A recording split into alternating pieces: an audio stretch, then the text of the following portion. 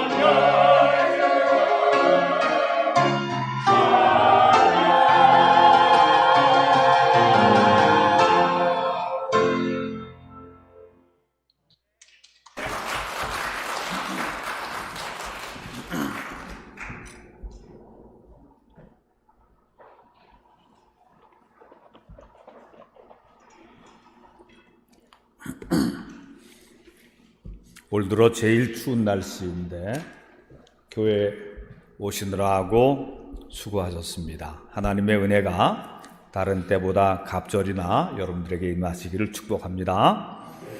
옆에 앞에 뒤에 있는 분들한테 하나님의 은혜가 당신에게 충만히 임하시기를 축복합니다. 인사하세요. 예, 2층에 계신 분도 아래층에 계신 분도 또 해외에서 영상으로 유튜브로 예배를 드리는 모든 성도들에게도 함께 하시기를 축복합니다. 동방 박사들이 누구인가?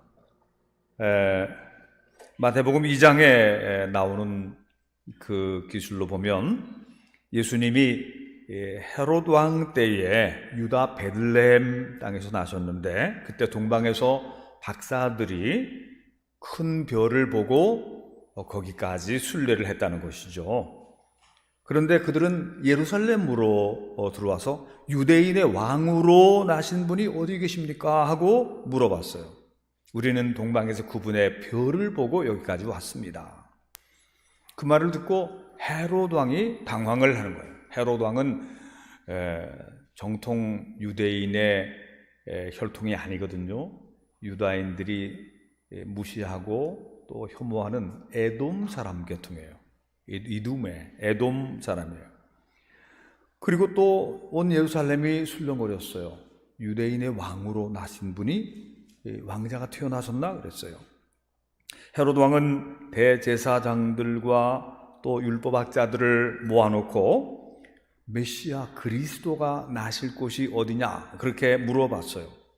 그 중에 한 서기관이 성경학자가 말합니다. 유다 베들레헴입니다. 미가서 5장 2절에 베들레헴 에브라다야 너는 유다 족속 중에 작을지라도 이스라엘을 다스릴 자가 내게서 내게로 나올 것이라. 그의 근본은 상고의 영원에 있느니라. 이렇게 기록되어 있습니다. 헤롯은 동방에서 온 박사들을 가만히 불러서 별이 나타난 때와 또 어떻게 인도한 것을 알아보고 베들레헴으로 가서 그분께 경배하시오. 그리고 갈 때 나에게도 알려주시오. 그렇게 얘기를 한 것입니다. 왕의 부탁을 듣고 박사들이 길을 떠날 때 동방에서 나타났던 그 별이 다시 나타나서 그들을 인도했다. 예루살렘에서 베들레헴까지의 거리는 그리 먼 거리는 아니에요. 예루살렘에서 베들레헴까지의 거리는 여기서 의정부나 덕정 정도의 거리라고 볼 수가 있습니다.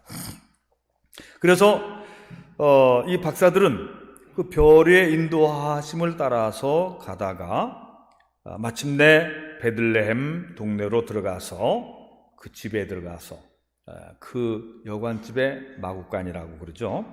거기서 어머니 마리아와 또 보호자 요셉이 함께 있는 그리고 거기 아기를 보고 구유 안에 누워 있는 강보에 쌓여서 구유 안에 누워 있는 아기를 보고 엎드려 경배를 했다. 그리고 보물 상자를 열어서 황금과 유향과 몰약을 예물로 드렸다. 그리고 꿈에 헤롯에게로 돌아가지 말라는 천사의 지시를 받고 다른 길로 자기들 나라로 돌아갔다. 그렇게 기록되어 있는 것입니다. 이 동방박사는 마기라고 불리는데 이 사람들은 하늘의 별을 연구하는 점성학자들이에요. 애스트롤로지, 이 점성학의 학자예요. 또 점성술사라고도 알려진 사람들입니다. 이들은 바벨론 혹은 페르시아 또는 아라비아 사람이라고도 추정되고 조로아스터교의 사제라고 추측하는 사람도 있습니다. 동방박사의 숫자가 3사람이냐 아니면 한 사람 더 있었느냐? 이 그리스 정교, 이 우크라이나나 이 러시아 쪽에서 믿는 기독교를 정교라고 하는데, 오르독스라고 하는데, 그쪽은 좀 전승이 조금 달라요. 동방박사를 12명까지 그쪽은 보고 있는 것입니다. 근데 이제 카톨릭이나 우리 기독교, 서방 기독교에서는 동방박사를 3사람으로 보고 멜키오르, 발타자르, 카스파 이렇게 이름까지도 이제 전승에 나오는 것입니다. 멜키오르는 황금을 바쳤고 발타자르는 몰약을 바쳤고 카스파는 유향을 바쳤는데 황금은 왕권을 상징하는 것이고 몰약은 미래의 죽으심과 부활을 상징하는 것이고 유향은 거룩하신 하나님의 그 대제사장, 사제를 상징하는 그런 그 상징성을 가지고 있는 예물이라고 그러는 것입니다. 그래서 이 사람들은 예수 그리스도를 경배한 최초의 이교도였고 전 세계 인류의 글로벌한 인류의 대표성도 있고 그래서 예수 그리스도께서 장차 온 인류의 구세주가 되실 그래서 황인, 백인, 흑인이 와서 경배했다.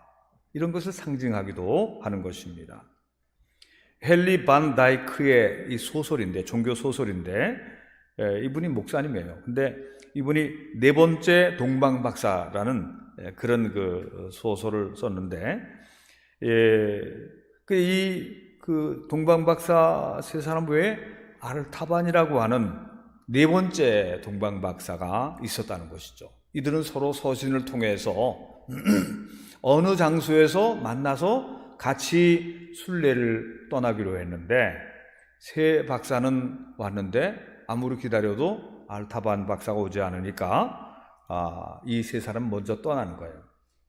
그리고 알타바는 오는 도중에 여러 가지 일들이 생겨서 늦어져서 세 명의 박사들이 떠난 후에 혼자 이제 떠나게 되는 것입니다. 혼자라도 뒤따라가야지 결심하고 자기가 몰래 소중하게 간직하고 온 홍옥, 청옥, 진주 이 세 가지의 보물을 또 잘 준비해가지고 이제 가는 것입니다.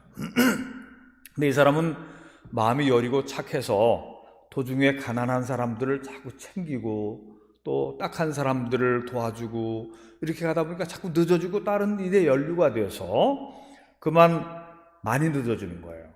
그래서 수소문해서 베들레헴에 도착해 보니까 베들레헴에서 태어나신 예수님은 에집트로 피신 가신 지 오래됐고 그 후에 또 나중엔 나사렛 갈릴리 지역 나사렛에 가서 또 어린 시절 사셨고 그리고 예수님의 행방을 잃어버린 것이죠.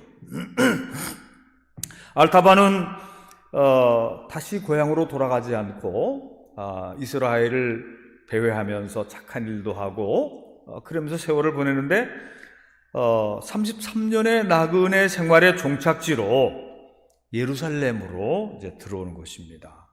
근데 예루살렘에 들어왔는데 예루살렘에 술렁거리고 예루살렘의 분위기가 이상해서 무슨 일인가 물어봤더니 예수 그리스도 메시아 하나님의 아들 그분이 악한 자들에 의해서 처형돼서 십자가에 오늘 못 박히러 끌려가는 날이다.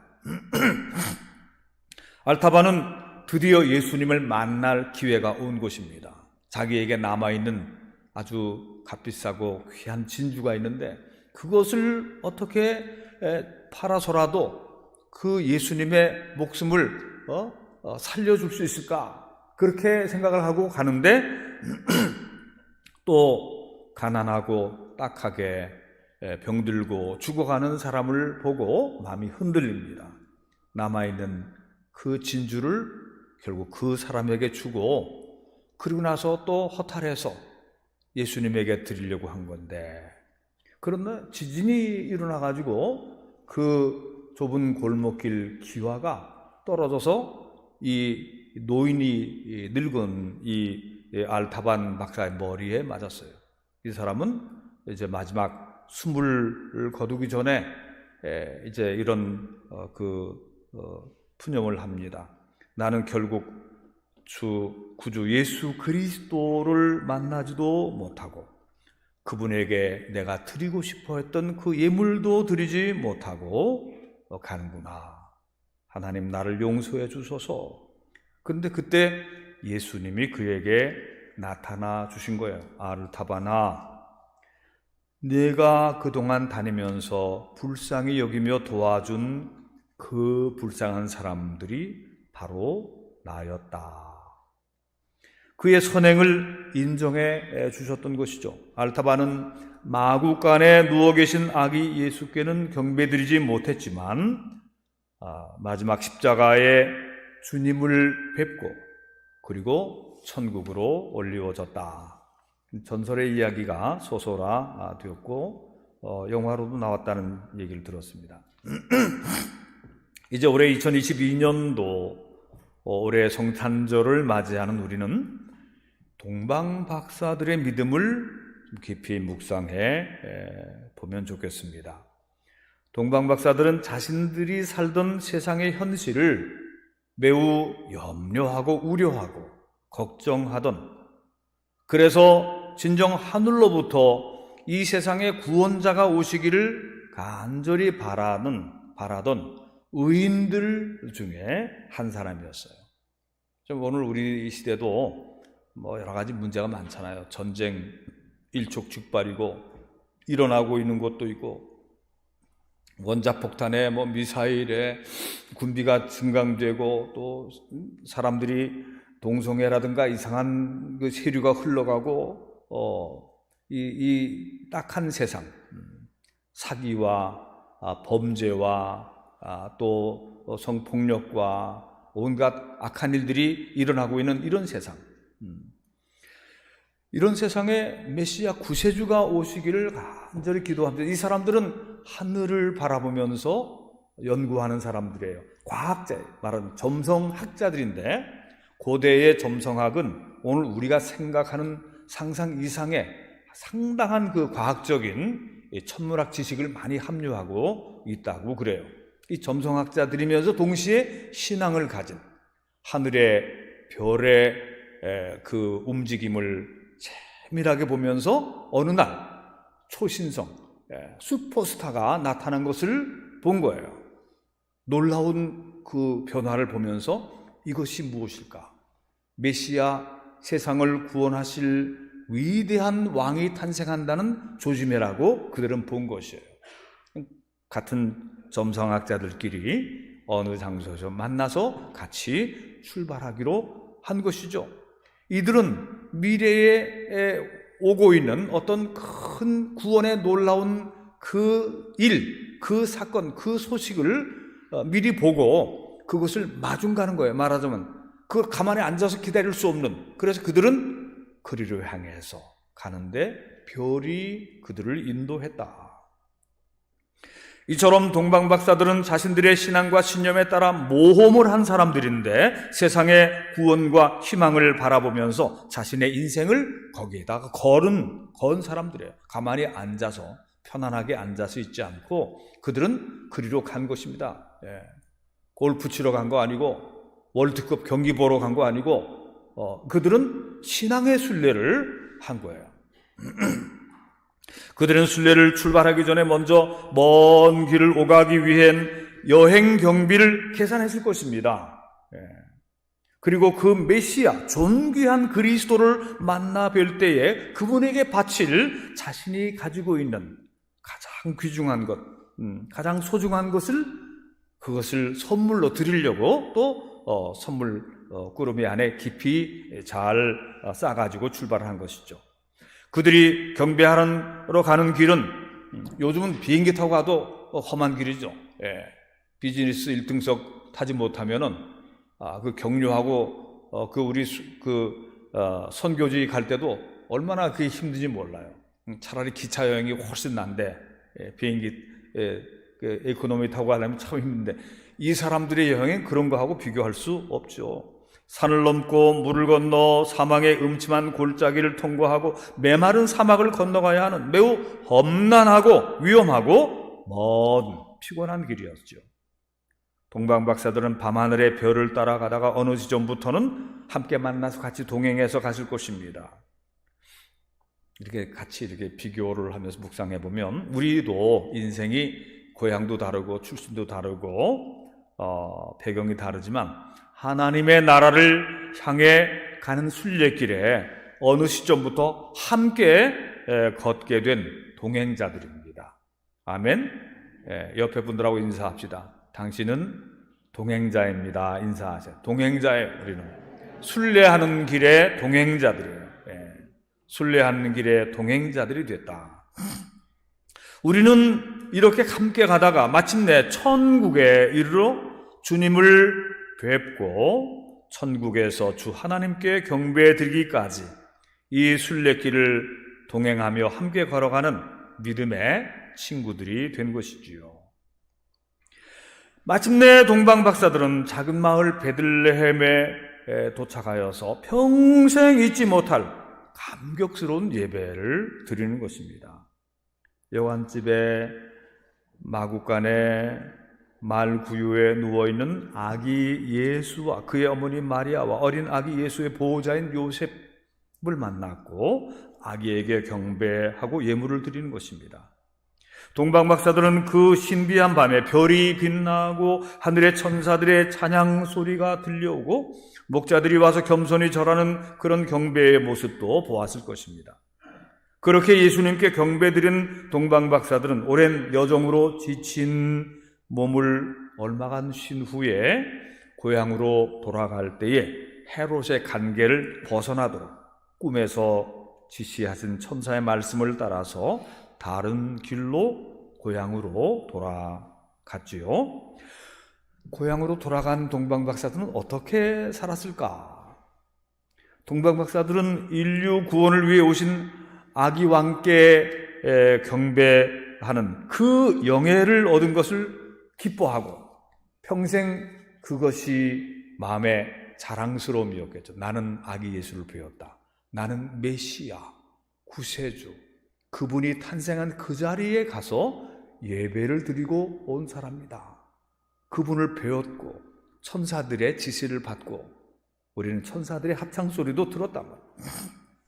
그래서 그 후 그들은 고향으로 돌아가서 하나님을 믿고 기쁜 소식의 증인으로서 산 것입니다. 그들이 늙었을 때에 30여 년이 지나서 그들이 죽었을 때에 예수 그리스도는 탄생하여 자라나셨고 세례받고 말씀을 전하고 천국 복음을 전하고 비유를 가르치시고 병을 고치시고 귀신을 쫓아내시고 그리고 고난을 받으시고 십자가에 죽으시고 부활하셨어요. 그리고 예루살렘으로부터 기쁜 소식이 사방에 전파되기 시작했어요. 베드로와 바울과 같은 사람들이 그 제자들이 복음을 들고 사방에 전파를 해서 예루살렘으로부터 온 유대와 사마리아와 땅끝까지 복음이 전파될 때에 동방박사들의 고향에까지 복음의 사자들이 들어가서 복음을 전파하게 된 것이죠. 사랑하는 성도 여러분들이요, 동방박사들의 순례와 경배는 오늘 우리들이 드리는 예배와 믿음의 전형입니다. 그것이 그 하나의 그 원래의 한 모형인 것입니다. 우리의 예배의 모형. 예수 그리스도를 찾아가서 뵙고 그리스도에게 굽혀 절하고 나의 가장 귀한 것을 드리며 기뻐하는 예배의 진수가 동방박사들의 순례와 경배 속에서 보여지는 것입니다. 그들은 마음만 드리지 않고 자신들이 소유한 최고의 예물을 드리며 기뻐하고 행복해 했던 것입니다. 이 동방박사들은 사람이 무엇을 위해 살아야 하는지에 대해서 가르쳐주고 있어요. 시간도 학문도 무엇을 위해 써야 되는가, 보물도 건강도 모든 좋은 것을 바쳐드릴 그분을 위해서 쓸 그분이 계시다는 것이 행복한 것이고 그분을 만나 뵙는 것이 인생의 행복이고 또 그것이 인생의 자랑이다, 그런 말입니다. 근데 그렇지 못한 사람들은 누구냐? 그때도 동방박사 이외에 다른 많은 사람들이 살았죠. 무엇을 먹을까 마실까 입을까 번거롭게 살아가던 사람들이 많이 있었죠. 그런 사람들은 자기들의 시간을 어디에 써야 할지 모르는 그런 똑똑하지만 허무한 인생이에요.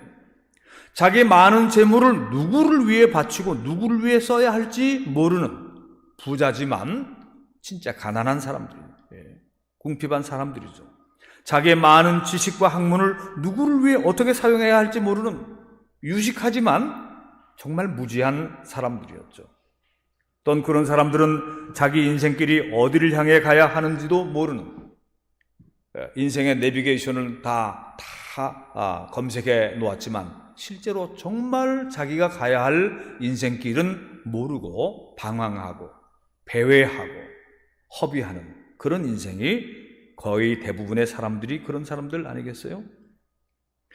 그러나 동방박사들의 믿음에 후예들인 우리는 그분들의 순례길을 이해하게 되었습니다.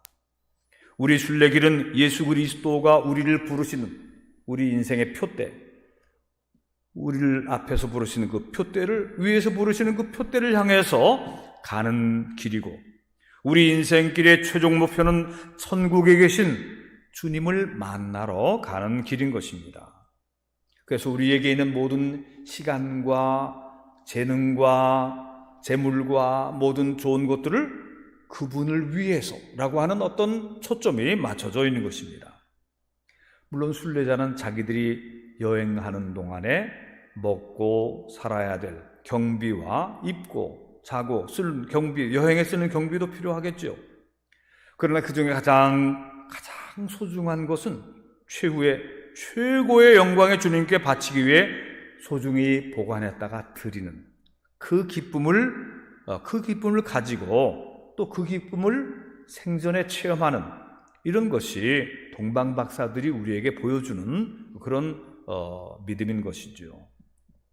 여러분 중에서 교회 올 때마다 또 신앙생활을 하는 중에 뭘 드리는 거, 오늘도 뭐 이렇게 또 봉투가 있네 이렇게 생각할 수도 있어요. 드리는 것을 부담스럽게 생각하는 분이 혹 계시다면 그건 바로 그 믿음의 초보라서 그런 거예요. 믿음의 초짜라서 그러는 것입니다.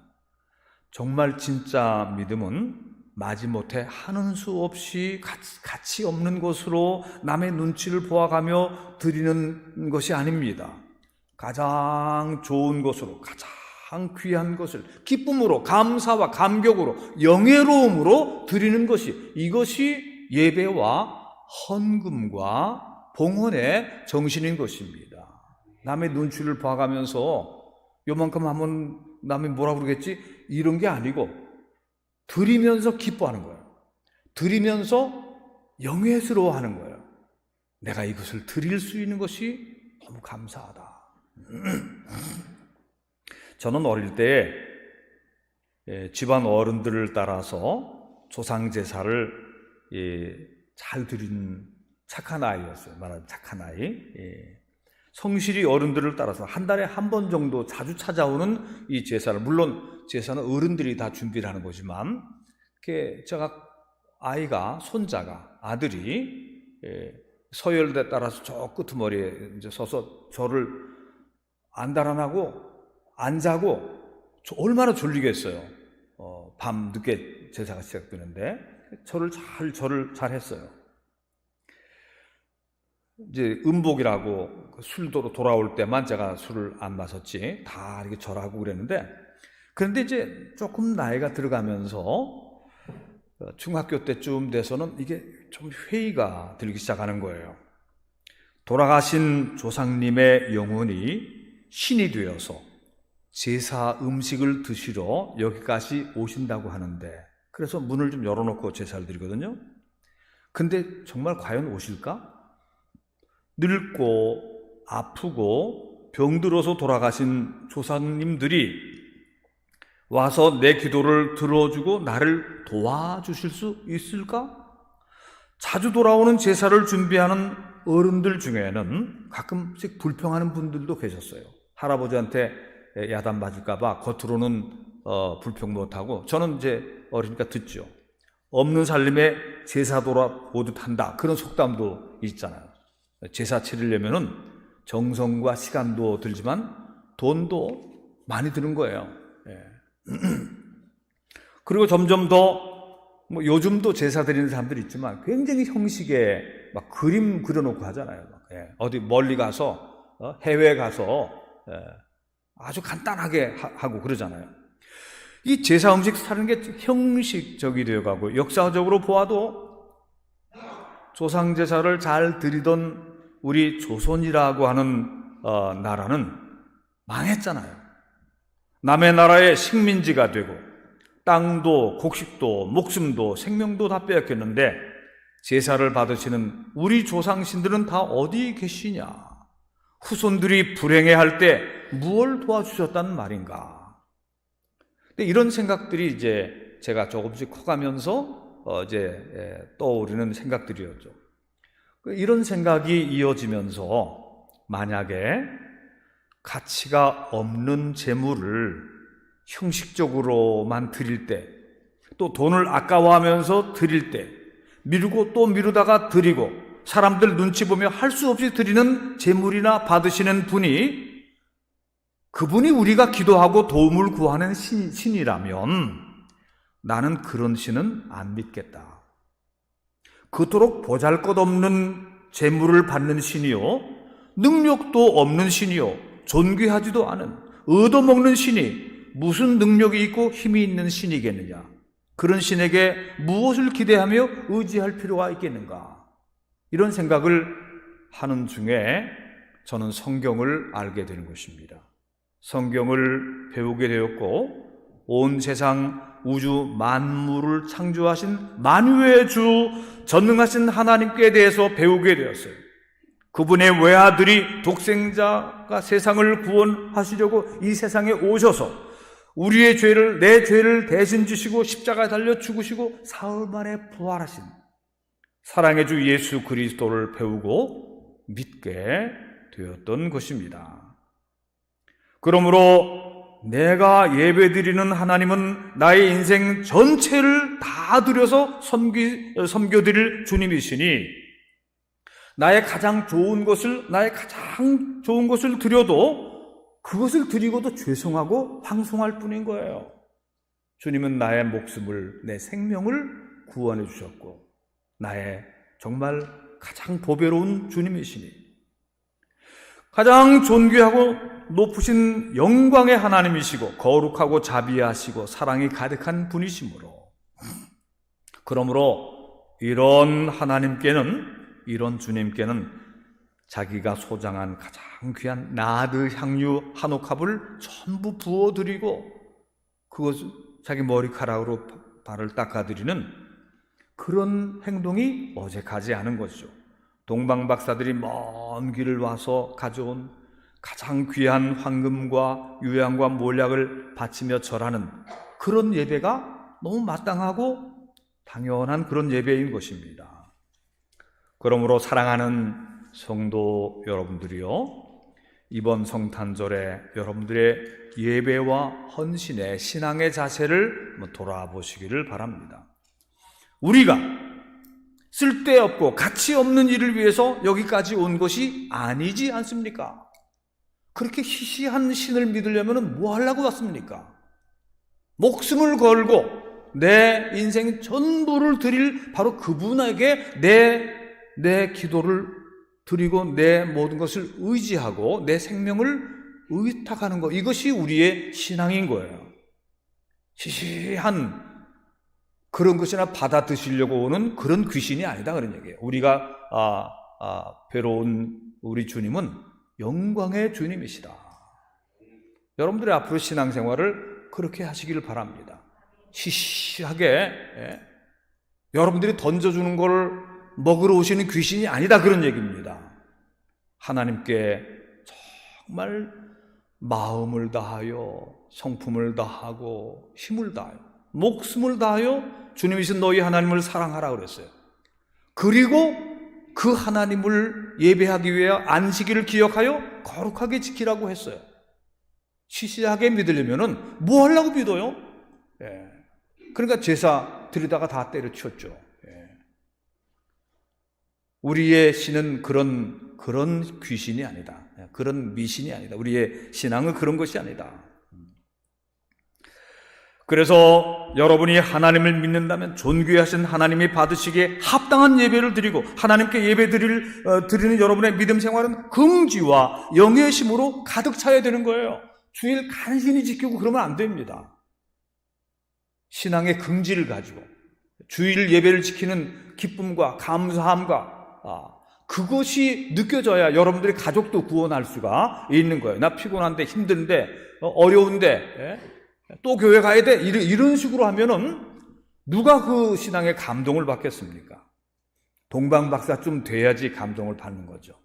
향유옥합을 드린 그런 여성쯤 돼야 그것이 예수님에게 인정받을 수 있는 그런 예배인 것입니다.